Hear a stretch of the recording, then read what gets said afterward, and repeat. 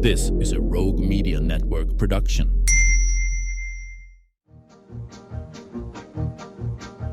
Stars at night are big and bright, deep in the heart of Texas. The prairie skies are wide and high, deep in the heart of Texas. Deep in the heart of Texas.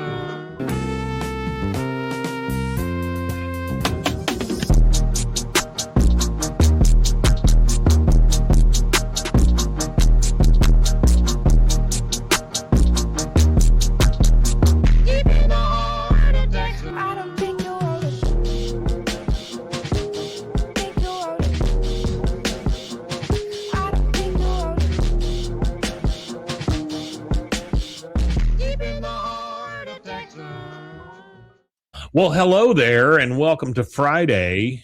Friday.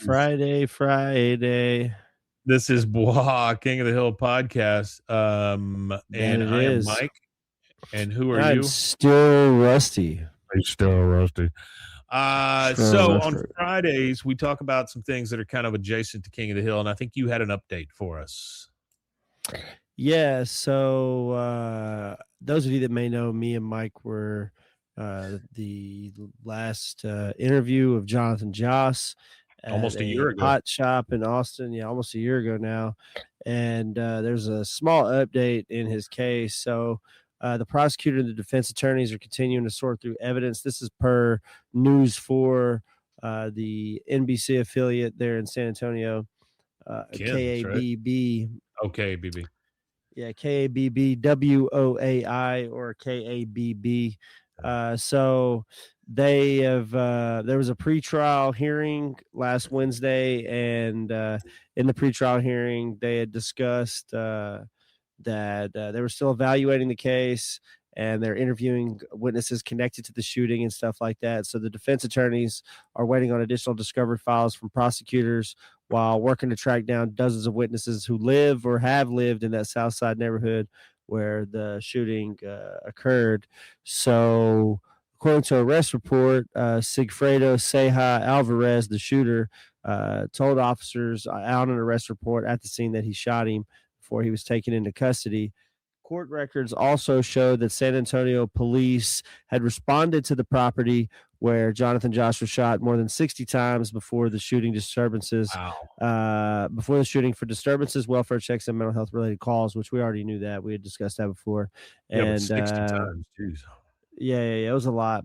And Alvarez was later released on a $200,000 bond, according to the Bexar County jail records there in San Antonio. So the next pretrial hearing in this case is scheduled for June 29th. So as we have more updates on that, we'll continue to keep you guys updated. We'll keep up with Pollywops. Pollywops is here. Oh, well, hello, Pollywop. Hello, Pollywops. Hello, Jamie Batista. Hello, Super Etsky. Okay, so let's turn to something a little lighter. Let's talk about King of the Hill season 15 that will continue to explore a new era for Arlen. While Judge and Daniels are still on board as executive producers of King of the Hill in season 15, they've also handed some control over to a new voice, Saladin Patterson, for the revival era. Patterson brought a wealth of television experience to Arlen, previously creating and show running the reboot of The Wonder Years and writing and producing for countless other shows like Psych, Dave, Shifting Gears, The Big Bang Theory, and more. Do you ever watch Dave? Are you talking about? Yeah, it's got the rapper Lil in Dicky? it. Yeah, Lil Dicky show? Yeah. No, I've never seen that one. It's not bad, honestly. No, he's funny as hell. I'm sure it's good. I just have never seen it. I've seen bits and I've seen clips and stuff on the internet, so I need to watch it. I know it's funny. Yeah, I know it's the good. Best thing to come out of that is his friend Gata, and it's just Gata is fantastic. Yeah. Anyway, it says he's been able to usher in a new era for the Emmy Award-winning series that felt both fresh and faithful to the original characters, even though times have changed in Arlen and the real world. So this came from Collider. They gave Hulu they gave the first season, or the 14th season, a 9 out of 10. King of the Hill is a rare TV revival where it never feels like it's playing too safely, or on the opposite end, trying to be edgier than its predecessor. Almost all the main cast will be back for season 15, though sadly, no Johnny Hardwick, Dale in some capacity following his death in 2023.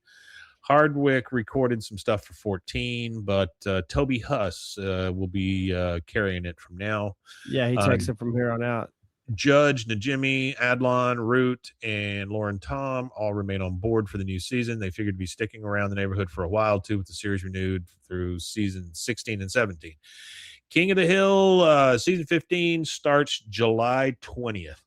Now, they gave us a few pictures in this article, and this is really what it's more about. So here's a picture of Bobby on the phone with Connie on the outside, and they're talking to each other through the glass. Now, this is one of the episodes we saw the original renderings for, because you remember when we saw the little they had the boards made for it, the storyboards. Yeah. This is one of them. This one and the one where Peggy breaks her leg. This is definitely one of those. And then let's see, the next one is Hank standing in front of the Robota chain food truck. So that makes me think that Bobby gets out from underneath. Could be the Wasana song. Could be. But he looks to be at some sort of sci-fi con or something where Hank is not going to fit in very well. Yeah.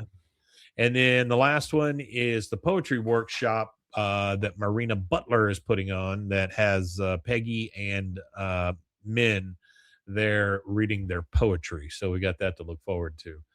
I don't care, honestly, what they do in these episodes, as long as it still has the same feel. Yeah, for sure. That's all I care about, man. So what are you looking forward to the most in season 15? I hope they tie up some of the loose ends. I hope they talk about some of the things that they haven't talked about in a while. I hope we hear some more about maybe what happened with I can't remember her name, but Lucky and Luann's kid. Yeah. You know, it'll be interesting to see what they do with that kind of stuff. Wasn't her name originally supposed to be like potato salad or something? Something crazy like that, yeah. And then I'm also interested to see where Bobby and Con Jr. go, and where Bobby's food truck goes, or whatever the next iteration of his restaurant is. Yeah. It says here the first of three stills was the Bobby one. It said he's lounging in bed as Connie appears at his window. Given that they were talking on the phone, it looks a cute little surprise and teases the next phase of their relationship. Rather than immediately thrusting the childhood sweethearts back together, King of the Hill 14 had the two rediscover who they were and what worked between their adult selves, and deciding to give a proper relationship a go. It's a healthy restart to their reconnection, and even this one image is an indication that there are good times ahead for the pair as they seek to bridge their younger years with who they've become. The next one was Hank at the truck. It says another shot sees Hank again struggling to come to grips with Arlen's new era as he eyes a pair of costumed attendees to a local sci-fi convention with complete confusion. And then the last but not least is new hobby for Peggy, who's now taking poetry classes alongside Min, apparently doing quite well. In general, all three of these images reflect what season 15 is expected to be. Hank and Peggy are still trying to adjust to retirement and all the free time that comes with it. For better or worse, their neighbors keep them occupied as the Hills try to keep them, all from chronically depressed Bill to conspiracy theorist Dale, from going off the rails. In Dallas, meanwhile, Bobby continues to navigate the trials and tribulations of running a restaurant in the modern day while also trying to nurture his old friendships now that everyone's grown up and living completely different lives. There we go. So there you go. And then I had a small thing here. This refers back to season 4, episode 1. This was called Peggy Hill, The Decline and Fall. This is the one where she is recovering from the skydiving accident that happened at the end of season 3. Yes. This is written by Lex Briscuso. It comes from May 15th. It's called This Dark King of the Hill Joke is based on a real-life farming accident.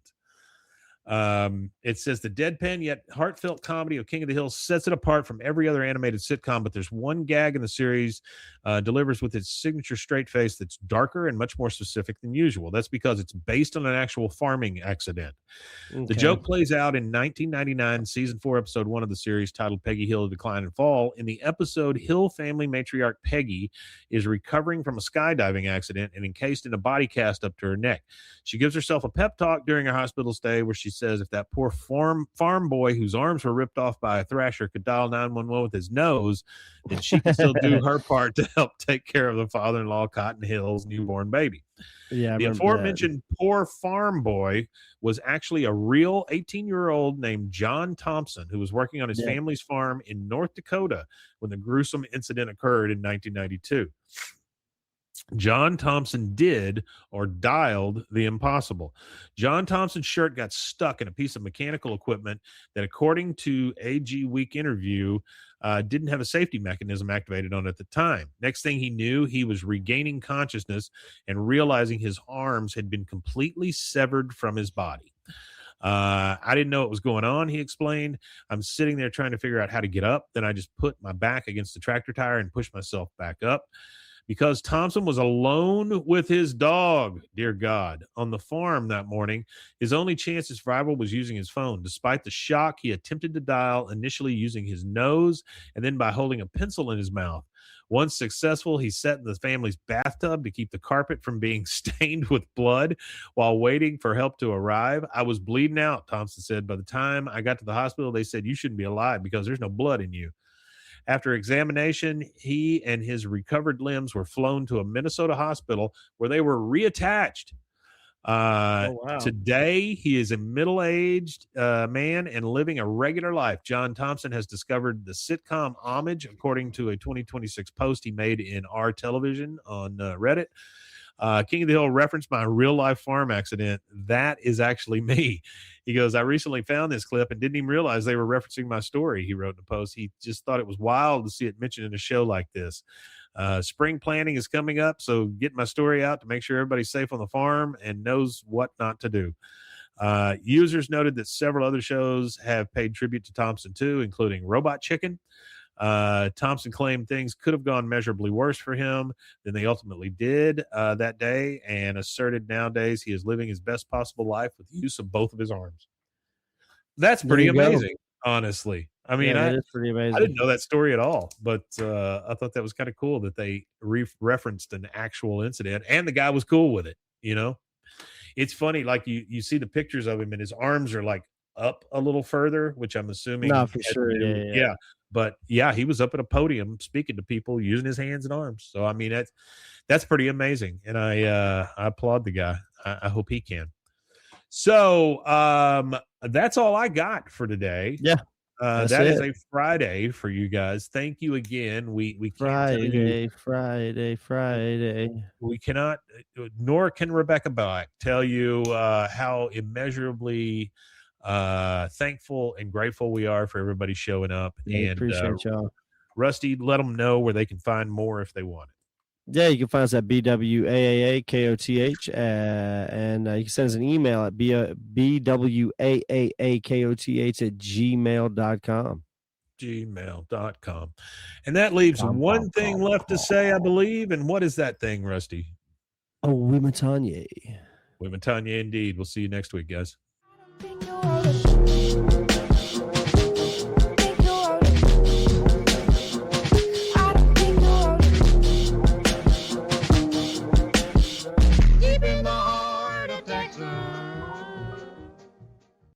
This has been a Rogue Media Network production.